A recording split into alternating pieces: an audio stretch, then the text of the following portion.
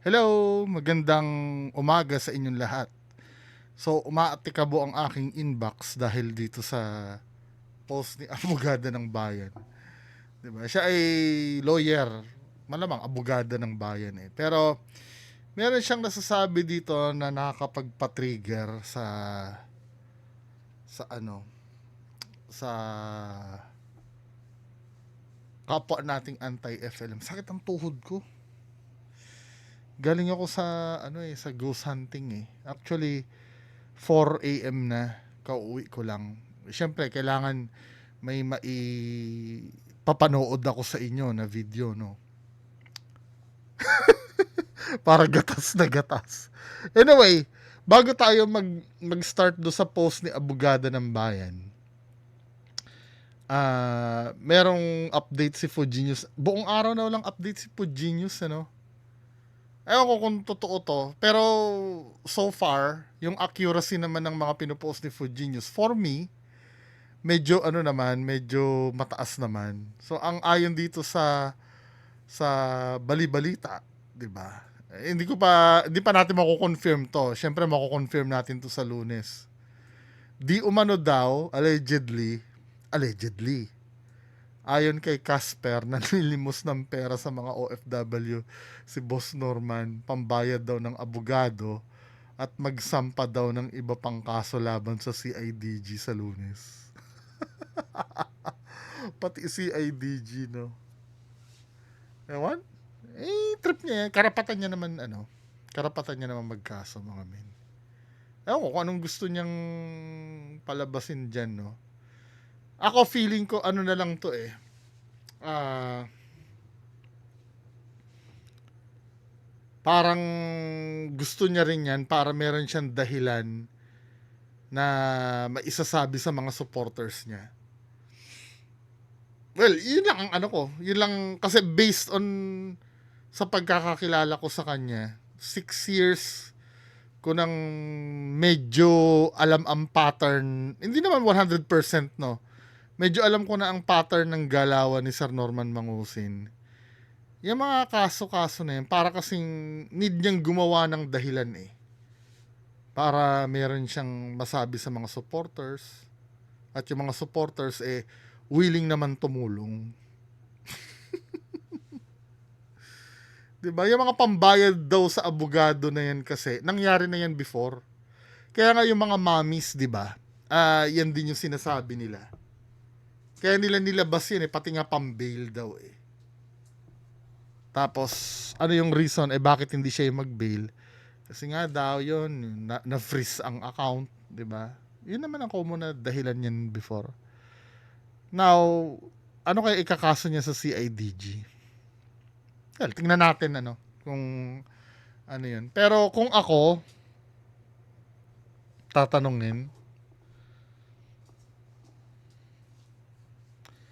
feeling ko hindi uusad yan. Feeling ko lang naman. Pero kung kayo ay sumasampalataya kay Sir Norman Mangusin, you are free naman na i-assume na uubra yan.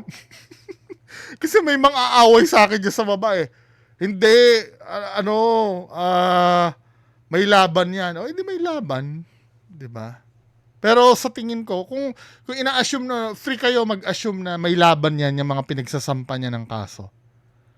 'Di ba? Ako gut feeling ko lang, bagamat hindi naman ako lawyer, gut feeling ko mauwi din sa wala yan eh. 'Di ba? Pupusta ako 500 pesos. Dapat may mag-call dyan sa baba. Sige, 500 pesos. 500 pesos walang mangyayari dyan. Sa kaso na yan. 'Di ba? Anyway, proceed tayo dito sa post nung abogada ng bayan daw. Madami nag-forward sa akin ito. Tila na trigger sila, no?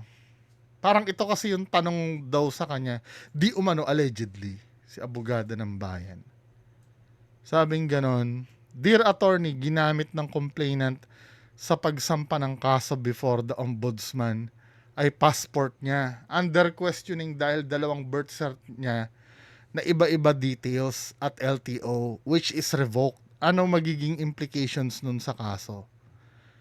So, sinagot naman ni Ma'am Attorney, abogada ng bayan. Ganda ni Ma'am, no?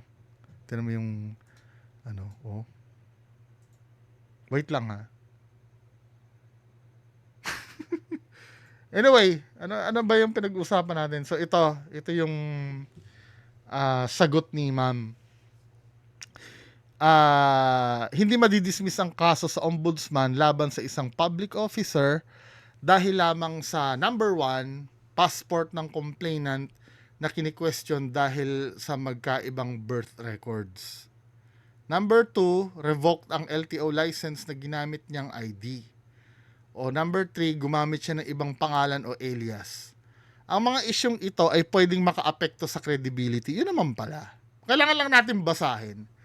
Pwedeng makaapekto sa credibility o bigat ng testimonya ng complainant. Ngunit, hindi legal grounds para ibasura ang kaso.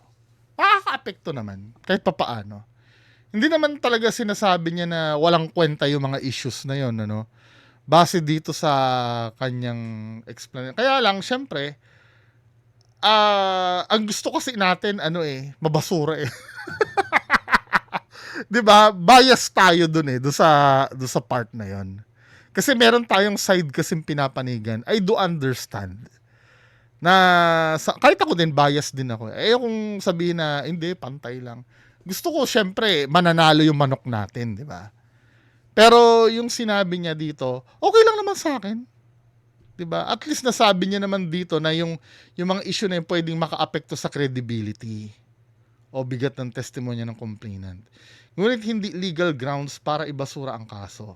Sa administrative cases, kailangan may substantial evidence laban sa public officer. Kung ang ebidensya ng complainant ay mahina, hindi ka panipaniwala o walang ibang sumusuportang ebidensya, maaaring ma-dismiss ang kaso. Hindi dahil sa problema sa kanyang IDs, kundi dahil kulang ang ebidensya para mapatunayan ang aligasyon. Sa criminal cases naman, gaya ng mga reklamo sa ilalim ng anti-graft law, ang tinitingnan ay kung may probable cause. Ibig sabihin may sapat na batayan para maniwala na posibleng naganap ang paglabag. Kahit may issue sa identity o IDs ng complainant, hindi agad nito pinapawalang bisa ang reklamo kung may iba pang ebidensya na sumusuporta sa aligasyon.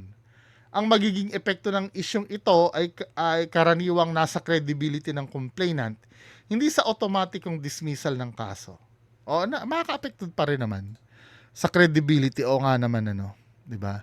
Ang magiging pasya ng ombudsman ay nakadepende pa rin sa kabuuang ebidensya kung may substantial evidence, administrative o probable cause sa kriminal laban sa respondent public officer. Now, tinanong ko yung ating mga magigiting na abogado regarding dito sa opinion ni Ma'am Abogado ng Bayan. 'Di ba? Unahin natin, pwede ko ba i-mention yun? Baka mamaya, wag na lang, 'di ba? Basta si Abogado A, tinanong ko, sabi ni Abogado A, wait lang ha.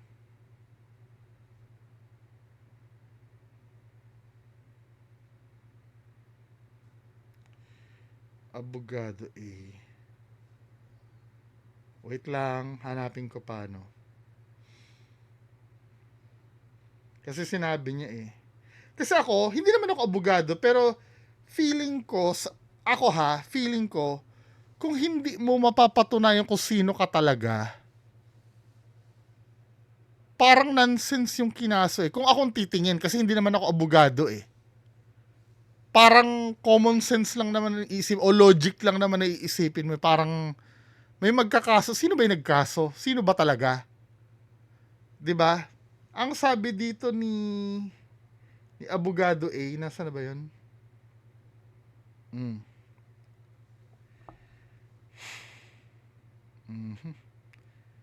Sa identity issue, sabi niya, well, for me, kung mali ang identity and perjurous yung oath and complaint, wala siya legal standing.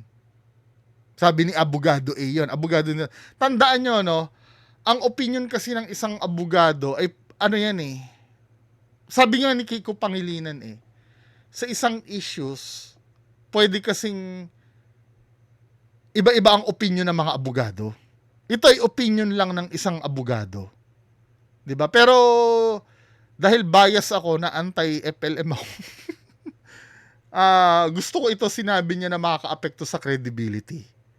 'Di ba? Pero sabi ni Attorney A, kung mali ang identity and perjurious yung oath and complaint, wala siyang legal standing. 'Di ba? Now, si Attorney B naman, sana ba yun? Attorney B. Kasi syempre magtatanong tayo eh. Si Attorney C, hindi hindi nakasagot eh. Busy yata. Sabi dito, ni Attorney B naman, I agree. Ang defect regarding the ID is not substantial enough para mabasura ang entire case. Although, the defense can always question that and put that into issue regarding the real identity of the complainant. Remember, it is the right of the accused to know and confront his accuser complainant. If questionable ang identity ng complainant, that's a violation sa right ng accused. Also, baka mayroong mga internal rules ang NPS. Ano yung NPS? At Ombudsman regarding the proof of identity ng complainant. If sa rules nila, required na dapat ma-prove talaga identity ng complainant for the complaint to prosper, baka pwedeng mabasura ang complaint against kalinisan. 'Di ba?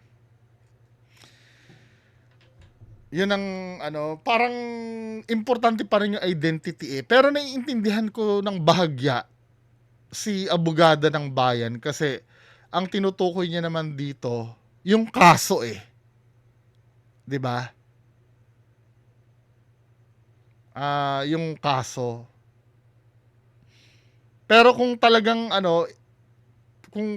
susuriin natin, importante din pati talaga yung identity ng ng accuser. 'Di ba? Basta importante pa rin. Ewan ko, siguro yung pagsagot kasi ni Ma'am Abogada ng bayan dito, feeling ko parang gusto niya mag-create ng, alam mo yon, ng controversy, 'di ba? Hindi ko naman sinasabing mali yung sinabi niya. 'Di ba? Kaya lang umaano siya eh. Alam mo yon? Yung parang pansin ko kasi sa mga post niya, parang alam mo, ko lang to ha, parang tinitrigger niya lang talaga yung mga nagbabasa. Kasi alam niya maraming may galit kay Sir Norman Mangusin. Kaya nakikita ko dito, parang inaakusahan siya na kumakampi kay Kulaong eh. Dito eh.